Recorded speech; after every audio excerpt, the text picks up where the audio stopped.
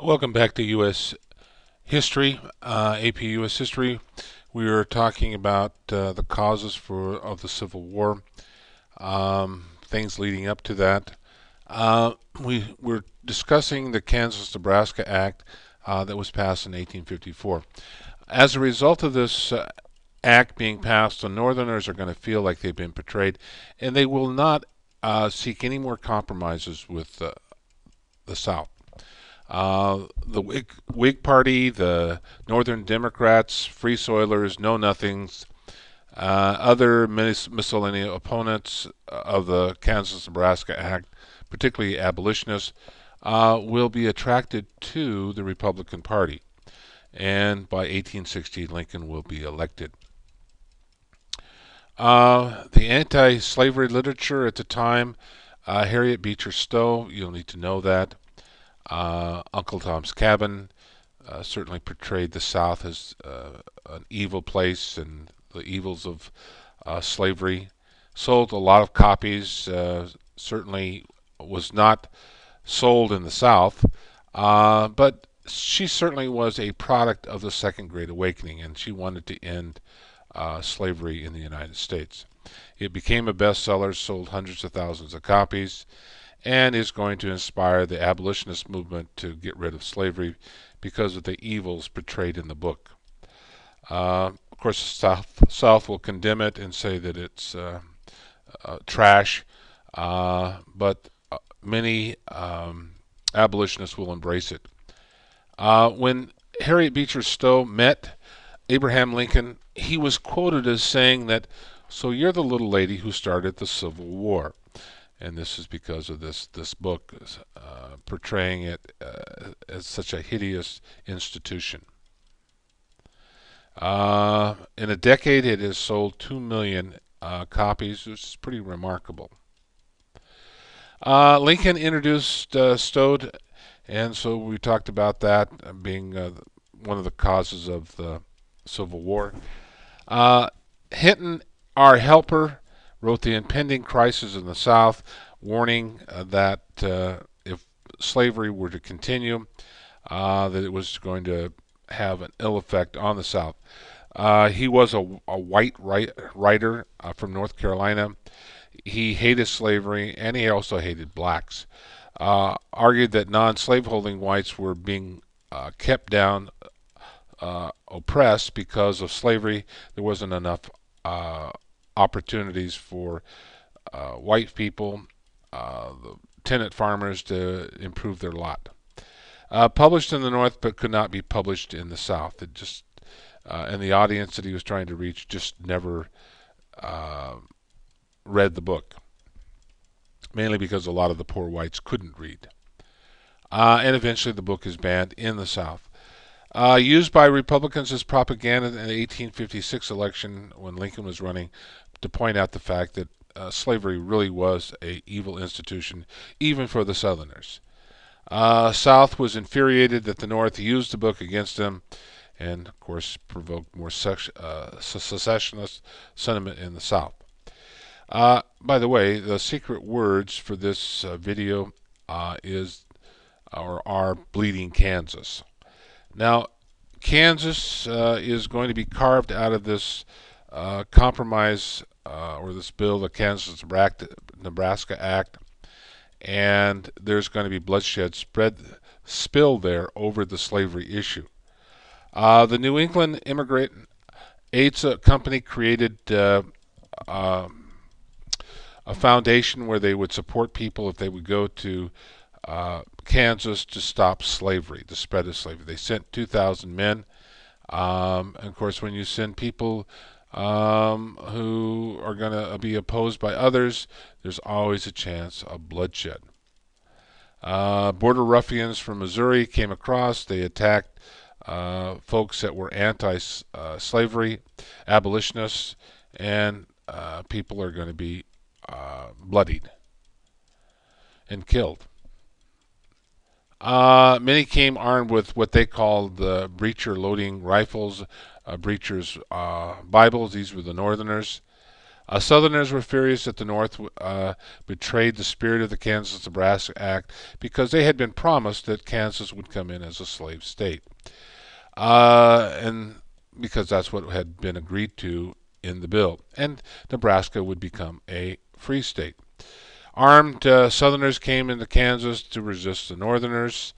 Ironically, there were only 2 slaves living in Kansas in 1860. So, although this is the issue, there are hardly, well, next to no slaves in the state. Yet blood was shed. 1855 election held in Kansas for the first territorial legislature. People from Missouri, called the Border Ruffians, came across, and they fraudulently voted when they didn't live in Kansas. Their motto was vote often and vote early. Northerners and people, the abolitionists in Kansas, called the election a sham or a fraud. Of course, the Southerners did win because they stuffed the ballot boxes, and they created a puppet government in Lecompton, Kansas. The Free Soilers ignored the bogus election and created their own government in Topeka, Kansas. So there's going to be 2 capitals in the state of Kansas, this Kansas Territory. In 1856, pro-slavery gangs attacked and burned Lawrence, Kansas, which certainly infuriated people. Now, this whole issue of whether there would be slaves or not in Kansas comes to a head in Congress. The caning of Charles Sumner. Sumner was an abolitionist senator from Massachusetts.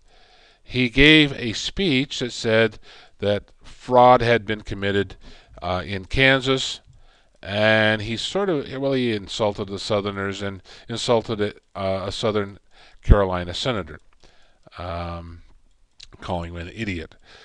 Southern Carolina Congressman Preston Brooks took it as an affront to him that Sumner was criticizing one of his colleagues. So he took his cane, which weighed about the gold end part of the cane, which weighed about 11 ounces, and clubbed Sumner in the head. Sumner almost died from this beating. So you can see that rhetoric is being substituted for violence.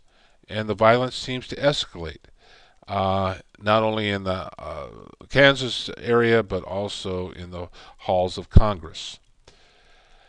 The House of Representatives does not have votes to expel Brooks, but he resigned anyway, and was unanimously elected in South Carolina to the Senate. So nothing really came of this, except it created more hard feelings. Pottawatomie massacre in 1856. John Brown and some of his sons killed 5 men with swords in a revenge attack for Lawrence and the caning of Sumner. John Brown was certainly a firebrand, and he was an abolitionist, a little bit on the fringe. And he was an extremist, and he believed that he was doing God's work. Brown escaped justice because of this attack and the killing of these 5 men. Of course, this infuriated people in the South, and also people who were pro-slavery in Kansas. You could say, in a sense, that there was a mini civil war going on in Kansas prior to the Civil War itself. Now, the Lecompton people, who were the pro-slavery people, submitted a constitution for statehood to the Congress. And they're based it on the popular sovereignty idea. The Southerners in the control draft a pro-slavery constitution. The Free Soilers again refused to vote for a Southern-dominated constitution, and so there's going to be an impasse there. But they are able to send this constitution on to Congress, hoping that they will be admitted as a slave state. The slave supporters can approve the Constitution with slavery in late 1857. President Buchanan supported the Lecompton Constitution. Senator Douglas led the opposition to this Lecompton Constitution. Um, it was sent back, it was rejected, this Constitution, and it was sent back to Kansas for another vote. But the pro slavery Kansas people rejected another election. The Free Soilers are victorious because Kansas is going to be denied statehood until 1861, after the South has seceded. At the time, Kansas entered the Union as a free state. So, in a sense, the Free Soilers, the people in Kansas who oppose slavery, are going to win out. Kansas will shatter the Democratic Party because a lot of Southerners will believe that Douglas has betrayed the party, can't work with those Northern Democrats, and so they'll go their own way. Another nail in the coffin. Buchanan's support in Kansas split the Democratic Party along sectional lines. The Republican Party will win the 1860 election at the expense of the Democratic Party being split. With the Whigs and Democratic parties shattered in 1850s, no national party existed to hold the Union together. Now, the election of 1856 will bring Buchanan to the forefront, and he is sympathetic to the South. Franklin Pierce is seen as an ineffective president, and that's why he's only going to serve for one term. So Buchanan is going to be elected. John C. Fremont is going to be a Republican that runs. Fillmore is going to be a Whig, but they're really just a sideline, a third party. They're not going to have too much support. This shows the election of 1856 and shows that Buchanan is going to be the victor. One of the things that was going against Fremont is that the Southerners believed that he was too sympathetic to the black cause, and the other was that he was Catholic, and those drove Southern voters away from him. Stephen Douglas alienated the Southerners because blocking the Lecompton Constitution. The Democratic Party again runs on the platform of popular sovereignty in the territories. The Republican nominate Captain John C. Fremont, a hero of the Mexican War, defeating the Mexicans in California.